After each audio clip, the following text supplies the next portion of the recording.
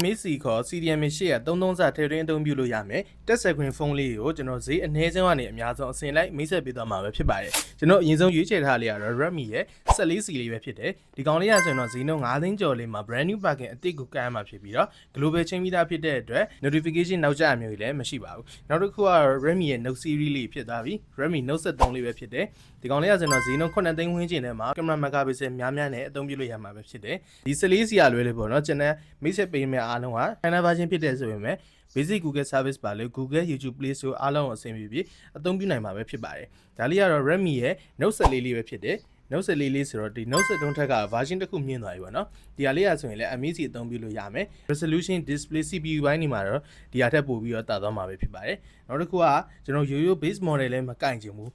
ကင်မရာလည်းပိုလာခြင်းနဲ့ battery MAH လည်းပိုခံခြင်းနဲ့မိတ်ဆွေများအတွက်ကတော့ Redmi ရဲ့ Note 13 Pro လေးရှိတယ်ဒီကောင်လေးရဆိုရင်တော့ဈေးနှုန်းအပြင်က9သိန်းဝန်းကျင်မှာ brand new packaging အတိတ်ကိုကင်နေရမှာဖြစ်တယ်ဒီဟာလေးရတယ် MAC CDMA 833စာကိုထည့်သွင်းသုံးပြုလို့ရမှာပဲဖြစ်ပါတယ်လုံးဝဗျာနော် MAC CDMA 800ကိုကျွန်တော်ရိုးရိုး flat display နဲ့မကင်ချင်ဘူးမှန်အခုံးလေးနဲ့မှကင်ချင်မှာဆိုရင်မိတ်ဆွေများအတွက် Redmi ရဲ့ Note 14 Pro လေးလေ MAC 33စာထည့်လို့ရပါတယ်နော်ဒီဟာလေးရဆိုရင်မှန်အခုံးဖြစ်ပြီးတော့ကျွန်တော်ကိုယ်တိုင်ကတော်တော်လေးကြိုက်မိတဲ့ model လေးဖြစ်တယ်အဓိကတော့ကိုင်းရဲ့နေရာမှာလုံးဝကို premium ဆန်နဲ့ခံစားရတယ်ဒီဇိုင်းပိုင်းလေးကလည်းမှန်အခုံးလေးနဲ့တော်တော်လေးမိုက်ပါတယ်နောက်ဆုံးပေါ်မှာကင်ချင်ပါလေဆိုရင်မိတ်ဆွေများအတွက်ကတော့ Redmi Note 15 Pro လေးပါဒီကောင်လေးကတော့မှန်အခုံးမကြိုက်တဲ့လူများအတွက်ကအဆင်ပြေပါတယ်သူကရိုးရိုး flat display ဖြစ်တဲ့အတွက်မှန်မကွဲပါရှာရအစားလုံးဝကိုလွယ်ကူမှဖြစ်တယ် Redmi Note series ထဲမှာနောက်ဆုံးထွက်ရှိထားတဲ့ model လေးပဲဖြစ်ပါတယ်ပေါ့နော် Redmi Note 15 Pro လေးပါဒီကောင်လေးရဲ့ဈေးနှုန်းကတော့10သိန်းအထက်မှာနဲ့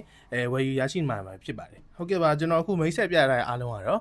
MAC CDMA 833စာကိုထည့်သွင်းအသုံးပြုလို့ရမှာပဲဖြစ်ပါတယ် MAC CDMA 833စာထည့်သွင်းအသုံးပြုလို့ရမယ်သူကဖုန်းပြောရတော့ရတယ်ပေါ့နော်အင်တာနက်ကတော့ကျွန်တော် setting ချိန်ပေးပါတယ်ကျွန်တော်မြို့ပေါ်မှာဆိုရင်တော့မတက်တာများတယ်ကျွန်တော် customer ကြီးကပြန် feedback ရတာတော့သူတို့နယ်ဘက်မှာတော့ internet 3G တက်တယ်လို့လည်းသိရပါတယ်ဟုတ်ကဲ့ပါစိုင်းလိပ်စာလေးက22လ